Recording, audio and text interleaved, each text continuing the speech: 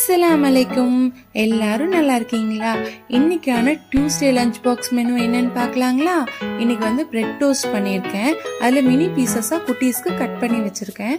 அப்புறம் வந்து ஃப்ரைடு பொடி இட்லி அது ப்ரிப்பேர் பண்ணி கொடுத்துருக்கேன்.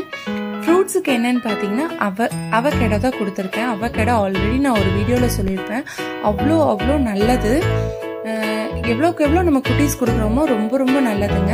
நீங்களும் உங்கள் குட்டீஸ் கொடுங்க. இந்த தடவை நான் என்ன பண்ணியிருக்கேன்னா ஸ்மூத்தி மாதிரி கொடுக்காம நான் வந்து மினி பீசஸாக கட் பண்ணி அதை வந்து ராவாக கொடுத்துருக்கேன்.